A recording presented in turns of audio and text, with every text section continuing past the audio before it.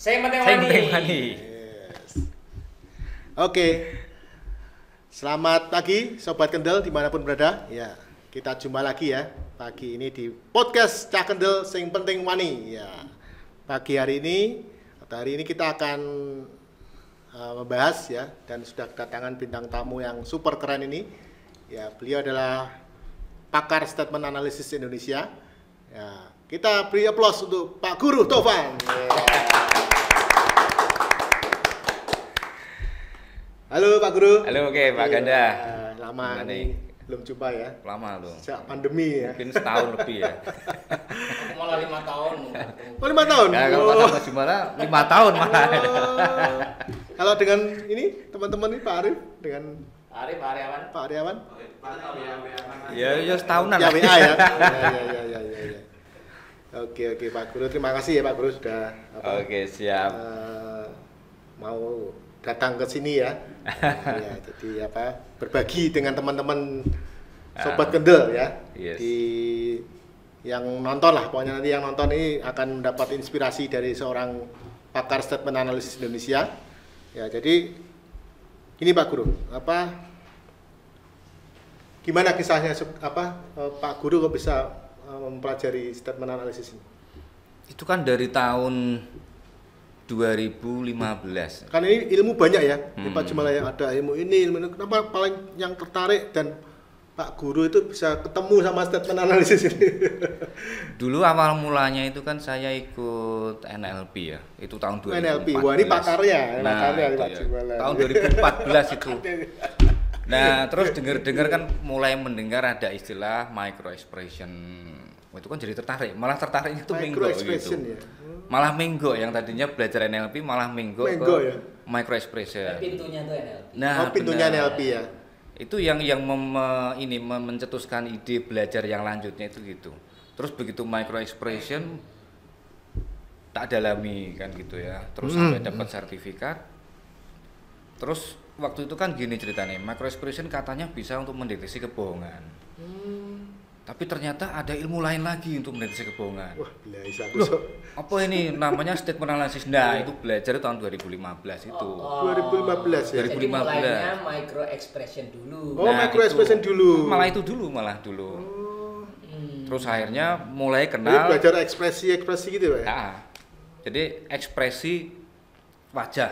Gitu ya. Ya, Jadi ya. bukan membaca karakter wajah, bukan. Ya. Oke, Beda, oke, soalnya oke. banyak orang yang bilang itu yang tanya ke saya misalnya, Pak ini teman saya ini gimana nih orangnya? Ya, nggak Karakternya bisa, seperti apa? nggak nyambung. Oh, nggak nyambung ya. Tapi saya kan cuma membaca emosinya itu dari karakter wajah, Oke, siap. Pak Ganda. dari wajahnya itu.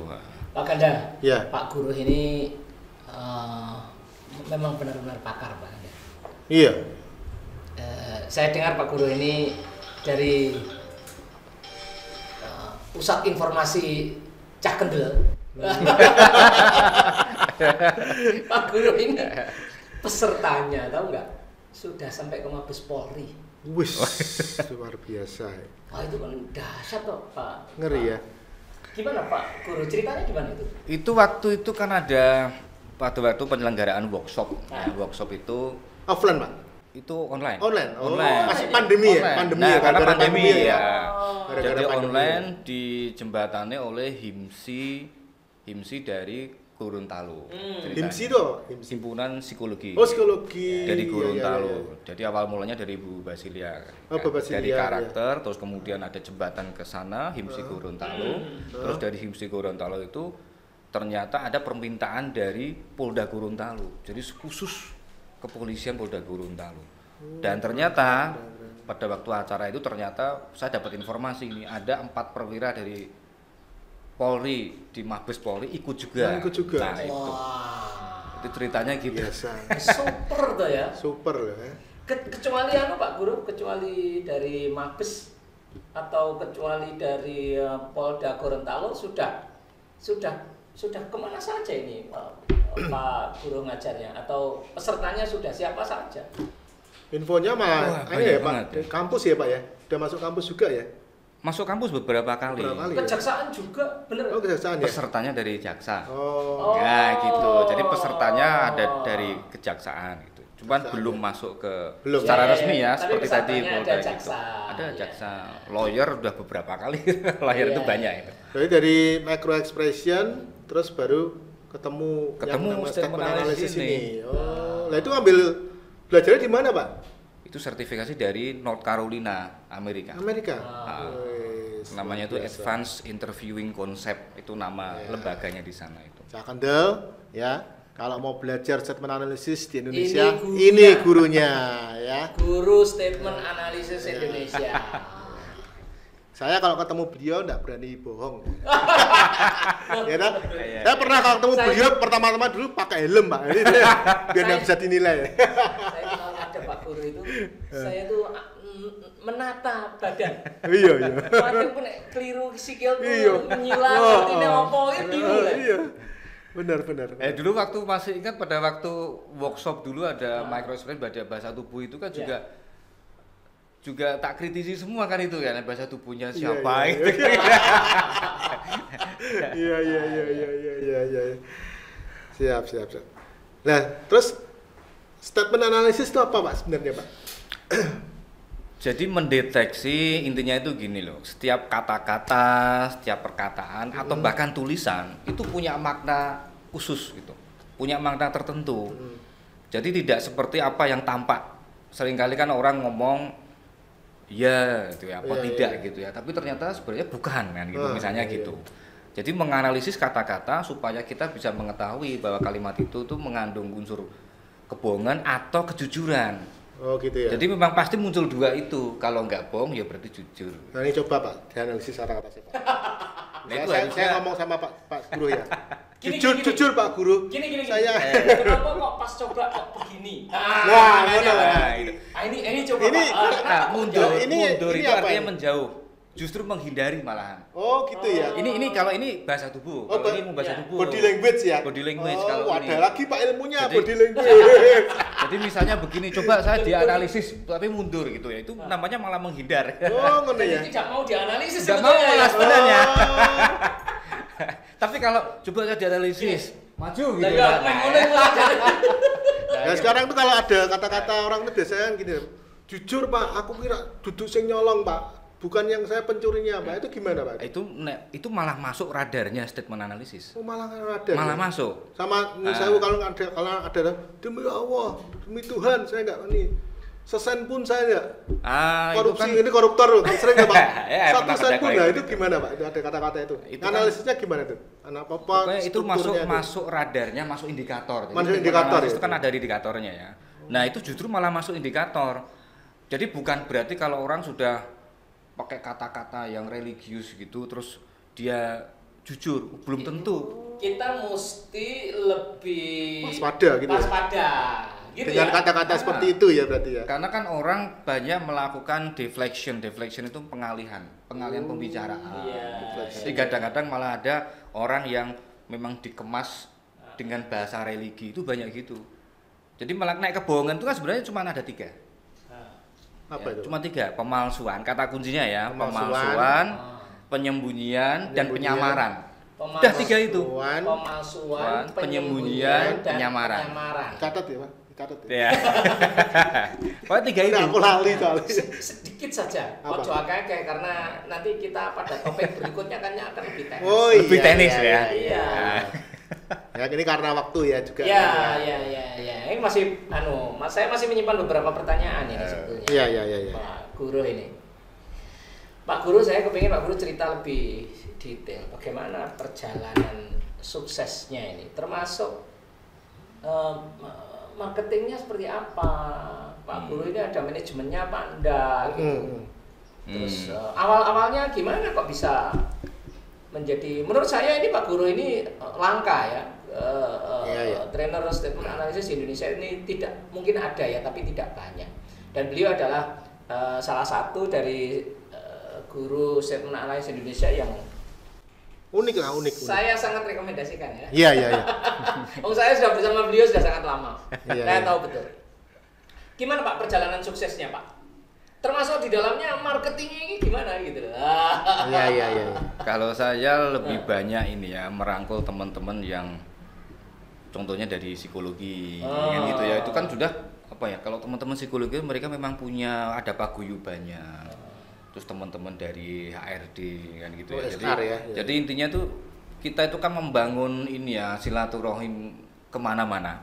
Jadi ke lembaga ini, ke teman yang ini, sehingga mereka gedok tular.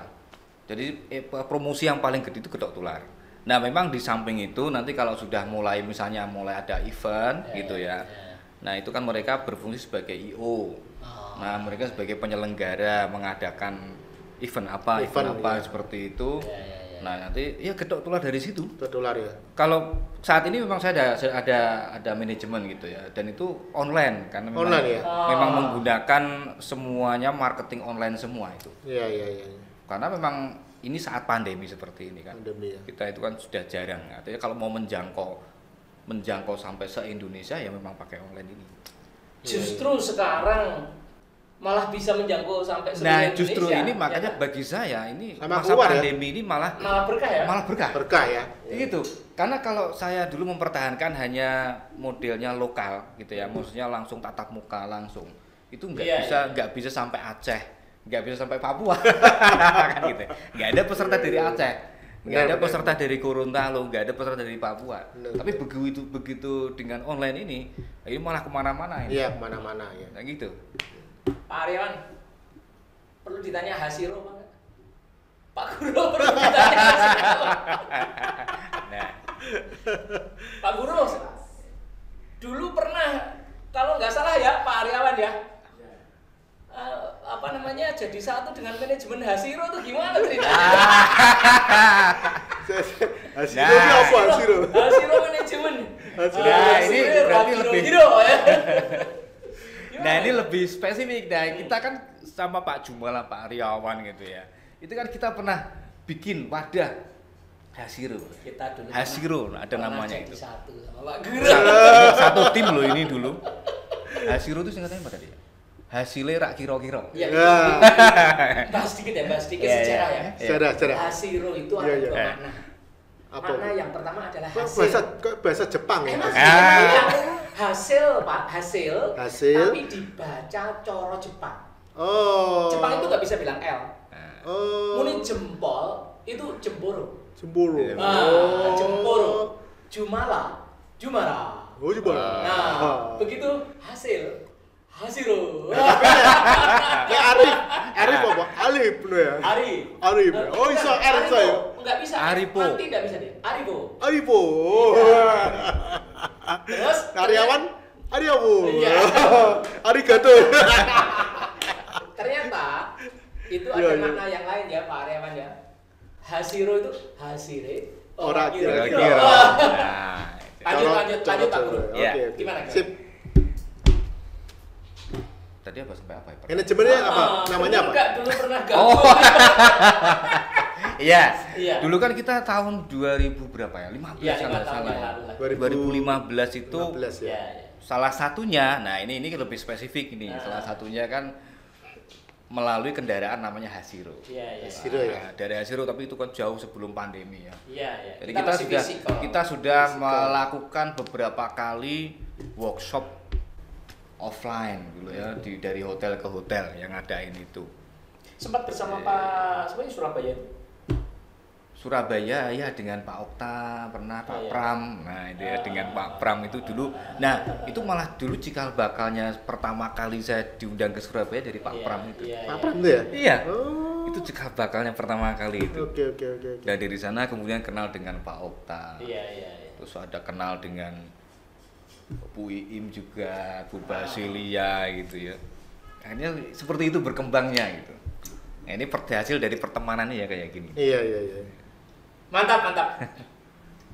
Sampai Pak Bu.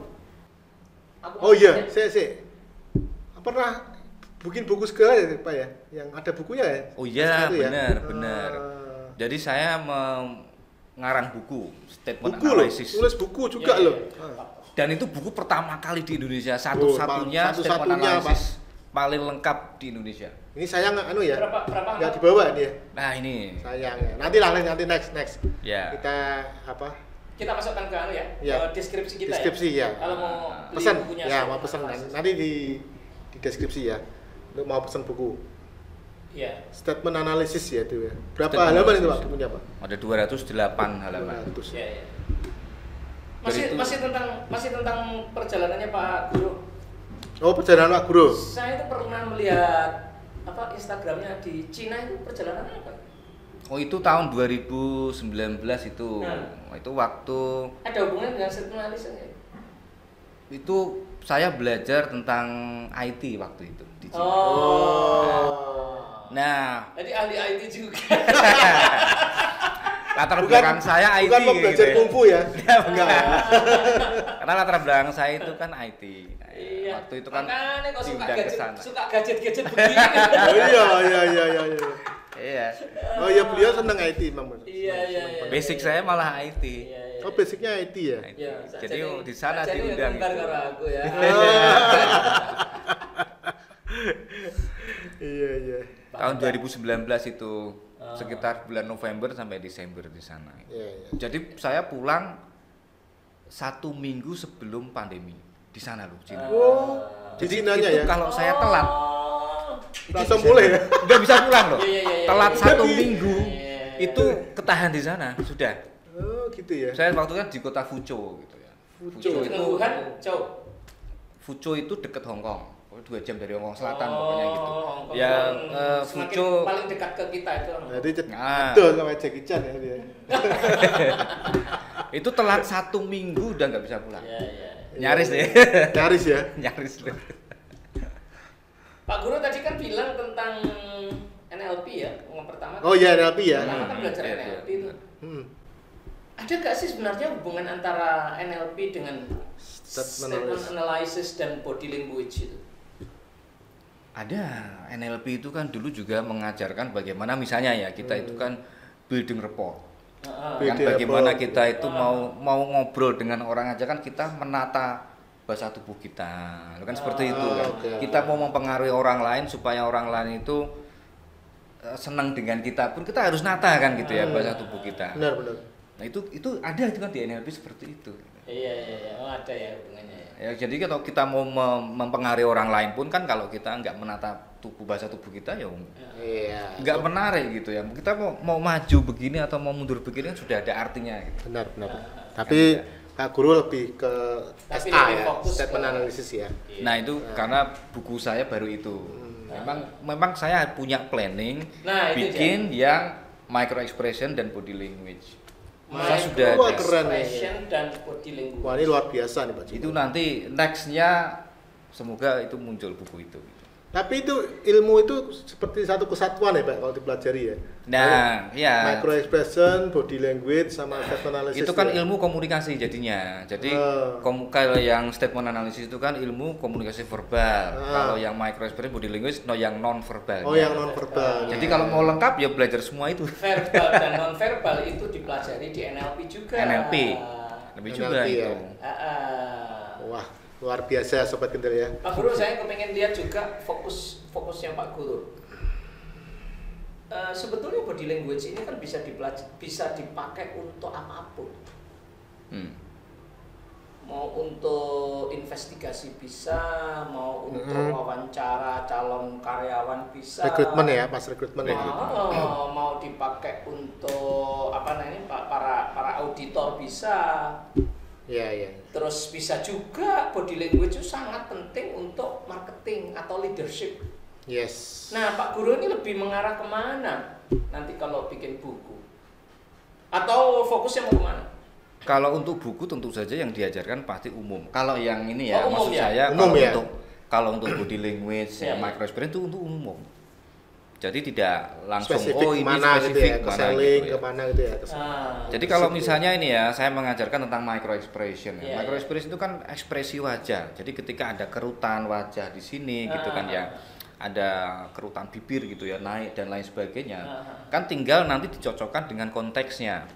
Konteksnya apa ini? Mau konteksnya di marketing kan gitu ya, di selling. Ketika kita mengidentifikasi orang yang sudah mulai memberikan lampu hijau, nah gitu misalnya gitu ya. Itu bagaimana ini? Buying sinyal istilahnya seperti itu. Sinyal, Ini kan ya. pasti ada sinyal-sinyal dia mulai menerima. Atau misalnya dia masih mulai masih defense, masih bertahan, nah itu kan berarti belum saatnya closing kan seperti itu. Itu tergantung konteksnya. Kalau mau dipakai di konteks yang lie detection, kebohongan, ya tentu saja juga bisa gitu. Oke. Tergantung untuk apa gitu ya. Untuk apa? Karena pemakainya luas banget gitu. Masih ada pertanyaan lagi. Ini Pak Guru, jadi selain tadi ngajar terus udah buat buku, ini banyak juga nggak sebagai konsultan di ini nggak dimintain tolong apa-apa, ini tolong ini Pak saya ada masalah gitu, ada ya? Ada, itu sering. Jadi secara privat begitu. Secara privat ya. Jadi misalnya begini. Saya kan ada masalah Pak di kantor ya kan, terus Pak Guru ini dipanggil gitu, atau mungkin di institusi mana itu kan ada kecurangan itu loh Pak. Nah, itu Pak Guru ada ya, konsultan jasa itu ada juga ya? Ada, sering. Bahkan yang paling sederhana aja, kadang-kadang ada yang nunjukin WA. Iya. Nah, WA ya? WA aja nih By misalnya, WA ya, Pak misalnya. ini WA ini kira-kira arahnya kemana misalnya gitu, tunjukin. Ya saya tinggal baca dari situ kan, mempelajari ini kata-katanya apa. Karena memang statement analisis itu istimewanya nggak harus ngomong langsung seperti ini kan. By text saja bisa. Jadi obrolan percakapan dari WA atau SMS itu sudah bisa itu. Jadi Pak Guru tak tahu ini bohong itu apa enggak ya? Ya. Ada indikasi Ada bohong indikasi gitu ya. Jadi ini indikasinya kemana ini? Iya, kemana, arahnya kemana Kalau orang misalnya ini dia ngomongnya dia mau nawari bisnis misalnya. Ini serius enggak? Gitu. Kan kadang-kadang orang nawari tapi dia sendiri produk nulisnya enggak nguasai. Bisa jadi begitu. Iya. Nah, itu jadi untuk keamanan pribadi misalnya saya supaya nggak mudah dibohongi orang misalnya gitu ya, ditawari bisnis misalnya seperti itu ya memanfaatkan statement analisis ini. Oke. Ini Pak, pertanyaan saya terakhir nanti Pak Jumala mau nambahin pertanyaan belum? Ya. Ilmu ini kalau diterapkan di rumah gimana Pak? Nah kok ada bojone dhewe ngapus ya? Dhewe udah ngerti tuh. Apa ya kira-kira ya? Bahaya enggak nih ya? Kalau kita sudah tahu, iki anakku ngapusi, bojoku ngapusi ngono piye, Pak? Nah, Pak? dalam pelaksanaannya kalau kita itu misalnya mendalami ilmu lie detection ya, step analysis dan lain-lain itu. Kalau makin lama makin ahli, justru kita harus bijaksana itu. Oh, gitu ya. Oke. Jadi pertanyaannya gini, apakah Pak Guru pakai terus di rumah? Enggak. Saya tidak selalu saya pakai. Di rumah mungkin sama saudara, sama teman ya mungkin gitu, ya. tidak selalu Tidak saya pakai. selalu ya. Jadi itu kan tak pakai itu kalau misalnya ada suatu kumpulan, meeting dan lain. Nah, itu baru dipakai. Yang apa? Tapi Kira-kira dengan urgent gitu ya. teman-teman sendiri, sahabat sendiri ya nggak usah dipakai kan seperti itu. Jadi keluarga kita itu kayak berarti Pak. Kita tuh kayak punya tombol gitu loh. Kita kayak punya tombol on off. Oh, on off ya, harus punya itu ya. Ceklik ya kayak gitu, ini di off kan. Kapan Soalnya kita... Anda bahaya Pak Guru ya. Oh iya bahaya. Di rumah kok bojone ngapusi ya kowe ngapusi ya. Nanti kena embargo. Ribut terus. Nanti kena embargo. Terus dulu satu rusak ranjang. Putih kena embargo istri. Kan gawat ya. Gawat ya. Iya. Aku kepingin praktek satu aja. Oke, silakan Pak Jumala. Ya. Saya pernah diajari Pak Guru itu kalau nggak salah itu salah satunya itu megang hidung. Megang hidung. Dulu justru di awal-awal itu aku anggar megang hidung, iki ora lho Pak Guru ki asli. Nah, itu kalau sebetulnya maknanya apa? Nanti saya akan memberikan pandangan dari sisi NLP. Iya. Oke, silakan. Maknanya apa iki sajane? Nah, ini kan masuk dalam ilmu nonverbal ya, bahasa tubuh. Jadi secara keilmuan ketika orang setelah berbicara terus kemudian dia gosok-gosok hidung gitu itu kan berarti ada sesuatu kata yang dia sendiri tidak meyakini. Nah ini teorinya begitu ya.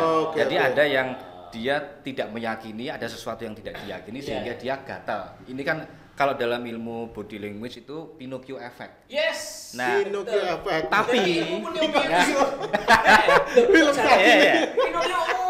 kan gitu kan. Itu sebetulnya ada kaitannya dengan ilmunya Pak Guru ini. Tapi ada tapinya gitu. Gatel ya. Jadi permisi dulu mau gosok-gosok hidung. Orang mengingin tok. Iki barang kan. Tapi ada tapinya, gitu ada tapinya gini. Apa?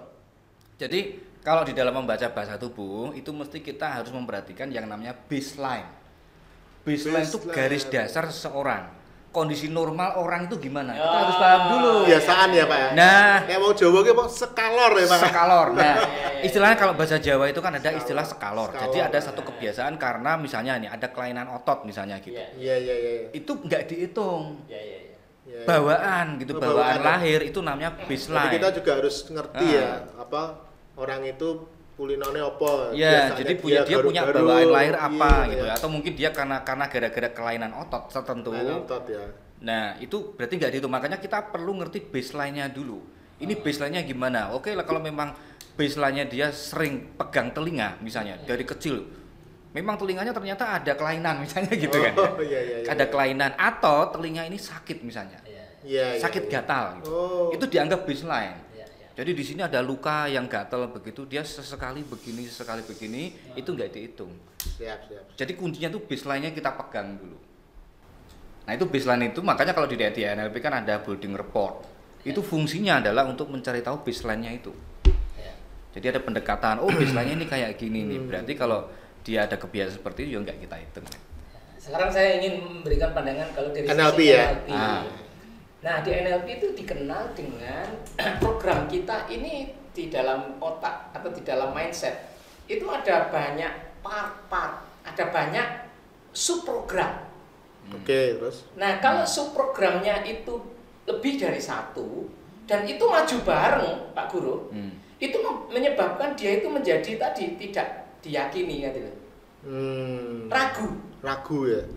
Nah, keraguan itu akan menimbulkan bahasa nonverbal. Dan salah satunya bahasa nonverbal itu adalah memang ya bisa pegang hidung, bisa pegang telinga, rambutnya sirai gatel. Kayak aku mau kan orang yang pegang hidung tapi juga sirai gatel. Dan itu tidak selalu berbohong. Tidak selalu tapi ada dua part memang yang saling aku sih. Nah, itu menimbulkan bahasa minder gitu bisa mungkin Pak ya? Bisa. Minder ya, jadi pas suruh ngomong di depan, dia kadang-kadang masukin kantong apa gitu kan? Incongruence. Jadi apa yang disampaikan itu nggak sesuai dengan dibantah sendiri oleh part yang lain begitu. Tapi itu otomatis ya Pak ya? Munculnya di bawah sadar kita gitu loh maksudnya. Jadi kita ketika minder tadi ya, saya suruh maju, saya ngomong depan, minder toh. Terus garu-garu misalnya begini ya, usap-usap tangan gitu. Tangannya leboke kantong budi. Lek garu-garu sih rada lumayan. Saya itu pernah berbicara di depan umum, Pak. Iya. Lutut saya ini dan sampai kebaca, coba ngeri enggak? Ngewel. Ngewelnya itu sampai celana ini tuh gitu. Menyedihkan sekali. Itu menyedihkan coba. Ya kira-kira. Sayangnya di video Pak. Terus saya masih punya satu pertanyaan lagi Pak. Oh iya silakan. Anak muda. Iya. Sekarang ini kan tren anak muda ini luar biasa. Iya. Bahkan kalau kita itu lihat review penonton kita itu pasti mayoritas mau Facebook, mau TikTok, mau Instagram itu mesti kurva terbesarnya itu ada di anak usia 18 sampai sekitar 30 tahun. 35 tahun sekitar itulah yang paling gede itu porsinya. Nah, apa manfaat statement analisis dan body language ini bagi anak muda, Pak Guru? Dalam kehidupan sosial dia, anak muda. Apapun lah, pokoknya untuk kepentingan mereka saat ini itu apa? Ya, misalnya begini nih, anak muda jomblo. Misalnya gitu kan ya. Anak muda yang jomblo, bagaimana dia mau menarik lawan jenisnya? Itu kan perlu dia itu menata bahasa tubuh loh. Kan gitu. Ini mau cara kita duduk aja di sini sudah punya makna sendiri-sendiri. Ini contoh. Tapi bayangkan kalau maknanya apa?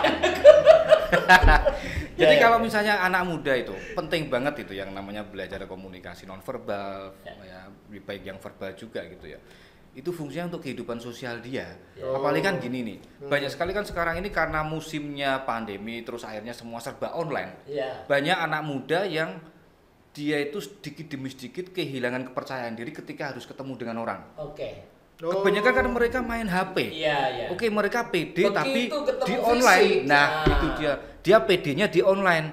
Tapi ketika ketemu langsung mulai grogi gitu ya. Mau ngomong sudah beda itu. Tadinya di medsos itu kayaknya dia pede tapi begitu ketemu langsung Ganteng dewe istilah ya. Nah, asik nih kita bisa bahas di pertemuan berikutnya. Iya, iya, Nah, podcast berikutnya ya. Ya. Sip. Gitu Pak Kandaya? Oke. Cukup ya. Oke. Gitu ya sobat Kendel ya. Dulu pernah cerita jadi Pak Guru ya biar Pak Guru aja. Oke. Nah, itu malah awal mula saya tadi belajar bahasa tubuh itu kan ya. Waktu itu kan saya masuk ke mall.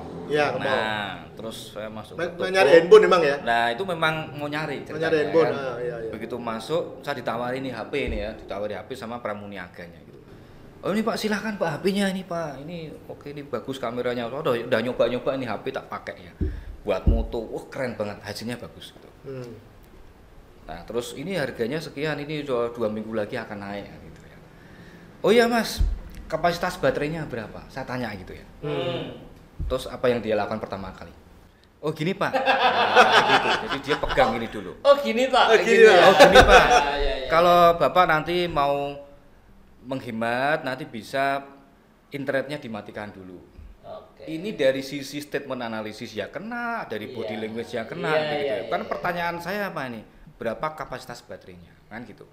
Sampai akhirnya saya ulang lagi. Oh ya, oke. Berarti berapa nih kapasitas baterainya? Iya Pak, kalau Bapak nanti mematikan internetnya bisa standby sampai 3 hari. Itu kalau di dalam Pengalihan. Nah, namanya deflection. Kalau dalam statement ya. analisis itu pengalihan pembicaraan. Iya. Keren. Nah, itu namanya pengalihan pembicaraan. Saya sampai ulang 3 kali. Iya Mas, kalau begitu kapasitas baterainya berapa? Nah, Masih sama jawabannya. Nah, akhirnya dia menunjukkan. akhirnya Nah, kan menunjukkan. begitu. Saya kan dari sinyal tadi itu namanya sinyal-sinyal itu. Berapa kapasitas baterai? Waktu itu tahun 2015 itu hanya 1.500. Itu hanya ya. mAh. Artinya yang lain-lain ada yang lebih besar gitu. Oh iya. Jadi itu lemah sekali. Jadi intinya itu benar-benar bukti. jadi ya. intinya itu pramuniaga itu sudah ngerti kelemahannya. Tapi kan dia tutupi gitu ya. Tapi kan dia tutupi. Ya karena semakin kuat dia menutupi itu, begitu ada pertanyaan yang kena gitu ya. Kena, langsung dia reaksinya begini pegang belakang kepala. Lah ini hidungku kok gatel kenapa? Jadi ini nek mau mobil mungkin mentok duit. Keren ya. Sobat Kendel keren sekali. Ya itu pemakaian itu untuk praktek sehari-hari bisa ini gitu. pasti para pemirsa penasaran dan kita akan bahas pada pertemuan berikutnya ya makanya habis waktu kita. Habis ya. waktu. Oke, Sobat Kendel dimanapun berada, tadi sedikit perbincangan ya, yang seru ya tentang Pak Guru ya. Jadi nanti kalau Sobat Kendel mau belajar atau mau beli buku ya tadi ya nanti bisa dibaca di deskripsi grup kami ya tentang statement analisis ya. Dan kalau mau belajar NLP dengan ini suhu Pak Jumbala ya. Baik, sampai jumpa lagi di podcast Cah Kendel berikutnya ya. Silakan di like, komen, dan share ke teman-teman kamu. Jangan lupa juga dibunyikan lonceng. Teneng. Oke, dadah. Oke, ketemu Sampai jumpa lagi. Yuk.